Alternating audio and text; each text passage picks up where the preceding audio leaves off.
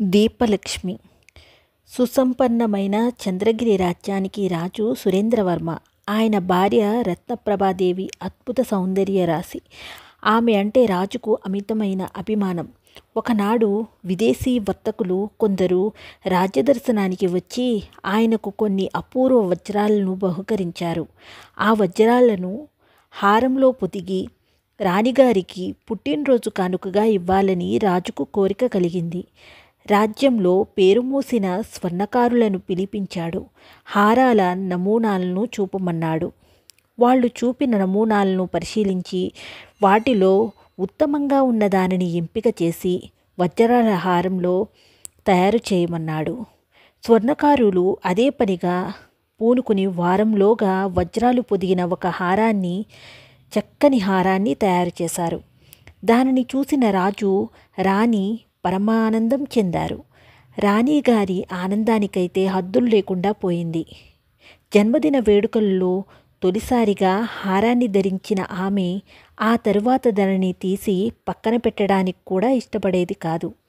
రాజభవనాన్ని ఆనుకుని చిన్న నది ప్రవహిస్తుండేది. రాణి రోజు పరిచారికలతో వెళ్ళి నదిలో స్నానం చేసేది.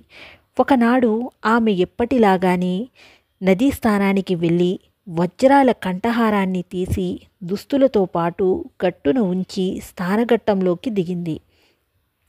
తలతలా మెరుస్తున్న వజ్రాల హారం ఆకాశంలో ఎగురుతున్న ఒక గద్ద దృష్టిలో పడింది. అదేదో ఆహారమని భ్రమపడి గద్ద కిందికి వాలి క్షణంలో వజ్రాల హారాన్ని తన్నుకుపోయింది. స్నానం చేస్తున్న రాణి దానిని చూసి దిగ్భ్రాంతి చెందింది. పరిచారికలు ఊకొమ్ముడిగా గోల పెట్టారు. క్షణాల్లో రాజుగారికి వార్త అందింది. ఆయన రాణిగారి విషాదవదనాన్ని చూడలేకపోయాడు. ఆ హారాన్ని తెచ్చి ఇచ్చిన వారికి కోరిన బహుమతి ఇస్తానని చాటింపు వేయించాడు. రాజభవనానికి దూరంగా నదీ తీరంలో ఉన్న పూరి గుడిసెలో నిరుపేదరాలైన బట్టలుతికే ముసలిది నివసిస్తుండేది. ఆమెకు తినడానికి తిండి లేదు. ముసలితనం కారణంగా ఇల్లు వాకిలి శుభ్రంగా ఉంచుకునే ఓపిక లేదు. ఆమె పడుకున్న మంచం మీదకి ఒక తొండ వచ్చి దూకింది. దానిని తరమడానికి చేతిలోని కర్రను దాని మీదకు విసిరింది. ఆ దెబ్బకే తొండ చచ్చి ఊరుకుంది. ముసలిది ఆ తొండను తీసి గుడిసె మీదకి విసిరింది. సరిగ్గా ఆ సమయానికి రాణిగారి కంఠహారాన్ని ఎత్తుకుపోతున్న గద్ద అటు కేసి ఎగురుతూ వచ్చి చచ్చిపడి ఉన్న తొండను చూసింది. మరుక్షణమే పట్టుకున్న హారాన్ని వదిలేసి తొండను ఎత్తుకుపోయింది.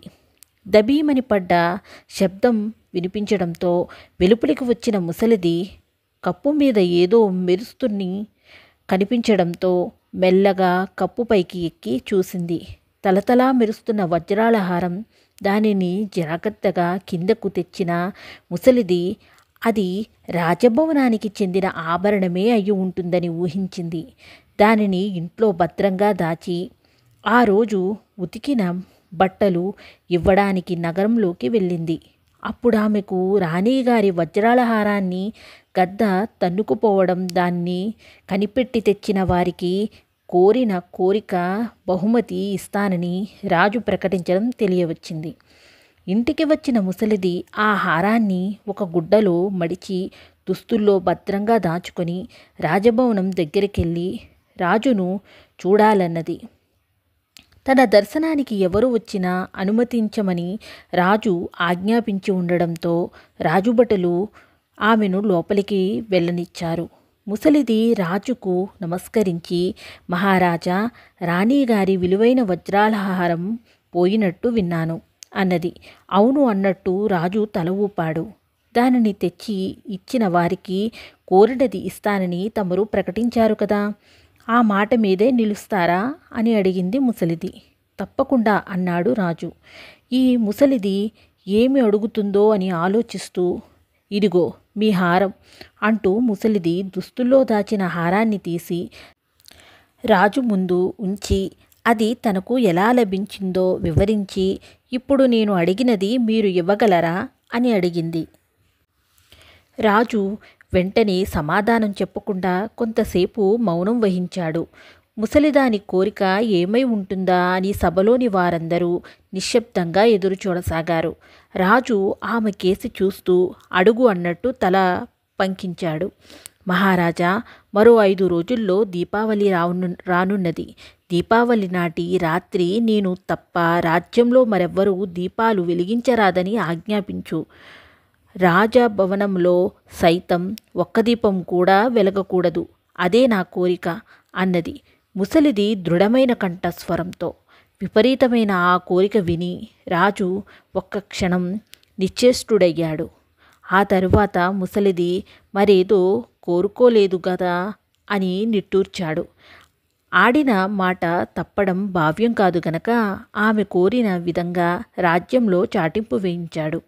ఆ దీపావళి నాటి రాత్రి రాజ్యమంతా అంధకారం అలుముకున్నది. ఒకే ఒక చోట మాత్రం దీపం వెలుగు మినుగుమినుగుమంటూ కనిపించింది. అదే నదీ తీరంలోని ఆ ముసలిదాని పూరి గుడిసె. అర్ధరాత్రి సమయంలో లక్ష్మీదేవి దివి నుంచి భువికి దిగివచ్చి ఆ రాజ్యంలో అడుగుపెట్టింది. ఎటు చూసినా కారు చీకటి. ఆమె కలత చెందింది. దీపం వెలుగుతూ వస్తున్న గుడిసె తలుపు తట్టింది. పూజలో నిమగ్నమై ఉన్న ముసలిది చిరాకుగా ఎవరక్కడా అని అడిగింది. మొదట నన్ను లోపలికి రానివ్వు, చుట్టూ అంధకారం, భయంగా ఉన్నది అన్నది. శుభ్రమైన ప్రదేశాలకే అలవాటు పడిన లక్ష్మీదేవి. నువ్వెవరో చెప్పనే లేదే అని అడిగింది ముసలిది. నేను లక్ష్మీదేవిని. దీపావళి శోభను తిలకించడానికి దివి నుంచి వచ్చాను. ఇక్కడేమో ఒకటే చీకటి. చీకటి అన్నది లక్ష్మీదేవి విసుగ్గా. ఇన్ని సంవత్సరాలు పూజిస్తున్నా నా గుడిసెకేసి రాని నిన్ను ఇప్పుడు నేనెందుకు లోపలికి అనుమతించాలి అన్నది ముసలిది కోపంగా. అయితే లక్ష్మీదేవి వదిలిపెట్టలేదు. తలుపు తీయమని ప్రాధేయపడింది. ఆఖరికి ముసలిది కాస్త మెత్తబడి, ఇప్పుడు లోపలికి అడుగు పెట్టావంటే ఆ తరువాత మరెప్పుడు నా ఇల్లు వదిలి పోనని మాట ఇస్తేనే నిన్ను లోపలికి అనుమతిస్తాను అన్నది. అలాగే అంటూ లక్ష్మీదేవి గుడిసెలో అడుగుపెట్టింది. ఇల్లంతా వింత వెలుగుతో నిండిపోయింది. శాశ్వతమైన లక్ష్మీ కటాక్షం కారణంగా ముసలిది మరెప్పుడూ దారిద్ర్య బాధలకు లోను కాలేదు.